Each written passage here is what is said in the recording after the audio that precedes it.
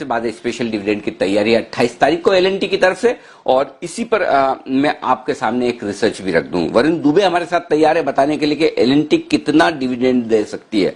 जी हाँ, जी बिजनेस पर हम हमेशा ये कोशिश करते हैं कि क्या कुछ कंपनियों की तरफ से एक्शन हो सकता है वो आपके सामने रखा जाए। वो जो हम रखने की कोशिश करते हैं वो सुनी सुनाई बातों पर नहीं, अंदाज से नहीं, बल्कि पूरी कैलकुलेशन बैलेंस शीट के एनालिसिस के साथ कि कितना पैसा है, कितना आ सकता है, कितना आने की तैयारी में है, इन सारे तमाम और पास्ट ट्रैक रिकॉर्ड क्या है, कंपनी की पॉलिसी क्या है, क्यों इतना पैसा आ सकता है, इन सारी कैलकुलेशंस के साथ वरुण दुबे जुड़ चुके हैं हमारे साथ। वरुण बताइए, एल&टी क्या है अंदाजा, कितना डिविडेंड उम्मीद करें कि एल&टी दे सकती है?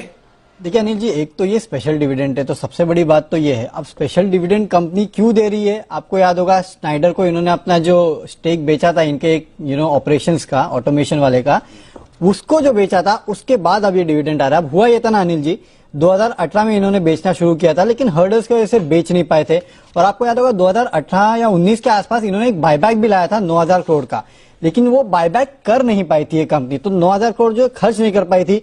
अब कंपनी करना चाहती है, लेकिन तब से अब तक हालात थोड़े बदल चुके हैं। इसके लिए शायद खर्चा थोड़ा कम करेगी, लेकिन कितना खर्चा करेगी इसका हम एक अनुमान लगाते हैं।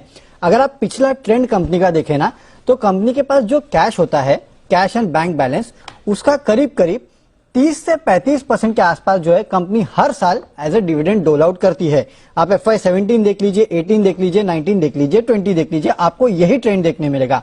तो इस ट्रेंड को अगर हम मान के चले तो एल&टी को कम से कम इस बार 35 से 40 रुपए के आसपास का डिविडेंड देना चाहिए। और एग्जैक्ट अमाउंट, एग्जैक्ट एक्चुअली में डिविडेंड निकाल रहा था तो वो 37.5 आ रहा था। इसके मैंने 35 से 40 रुपए का एक ये रखा है, रेंज रखा है, जिसके बीच में इस कंपनी का डिविडेंड आना चाहिए। लेकिन अब मैं बताता हूँ 9,000 करोड़ की बात क्या है।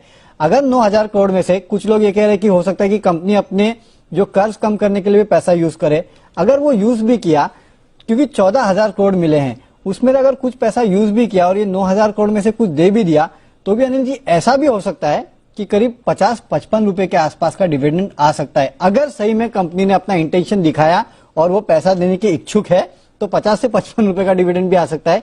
ये भी एक अनुमान है, लेकिन अब वो कंपनी कितना देगी वो स्नाइडर के डील में से ये कंपनी जाने। लेकिन पास्ट ट्रेंड्स ये बताते हैं कि 35 से 40 रुपए कम से कम आना चाहिए। 35 से 40 रुपए का अंदाजा है। और जिस तरह का मूड माहौल है मार्केट में, जिस तरह से कंपनियां कैश प्रिजर्व कर रही है, पूरा डिविडेंड नहीं दे रही है, उस ट्रैक रिकॉर्ड के साथ जाएं तो आप ये मान के चलिए सेफर माफ कीजिएगा, सेफर साइड पर 25 से 30 रुपए, 25 से 27-28 रुपए ब्रॉडली ये मान लीजिए, इसके आसपास एल&टी का डिविडेंड आ सकता है। हायर साइड पर 35 रुपए के आसपास आ सकता है, 35 से 38 रुपए, और लोअर साइड पर 25 से 28 रुपए ये मान के चलिए। तो ज्यादा आ जाए तो बढ़िया, नहीं तो आप 25 से 28 रुपए मान के चलिए कि ये डिविडेंड आ सकता है। कैश है, लेकिन सारा का सारा शायद ना बेचे। जो पैसा इनका स्नाइडर की डील से आया वो तो देने की पूरी संभावना है। अब उसमें भी डील में से जो पैसा आया, टैक्स कटने के बाद कितना बचेगा वो देखने वाली चीज है। और जो बाकी का पैसा और बचा है इनके पास उसको देखते हैं, क्योंकि बायबैक करने का इरादा था, बायबैक नहीं किया तो वो पैसा भी पड़ा हुआ है। तो उन दोनों को मिलाकर शायद सेफर साइड पर 25 से 28 रुपए, रीजनेबल साइड पर 35 से 38 रुपए, और बेस्ट केस सिनेरियो में 50 रुपए प्लस, जिसकी संभावना कम नहीं के बराबर। लेकिन बेस्ट केस सिनेरियो पर जाएं 25 से 28, ये एक्सपेक्टेशन लेकर चलें। ज्यादा आ जाए तो आप खुश हो जाएंगे, नहीं आया तो 25 से 28 भी अपने आप में कम नहीं। लेकिन ये स्पेशल डिविडेंड आने के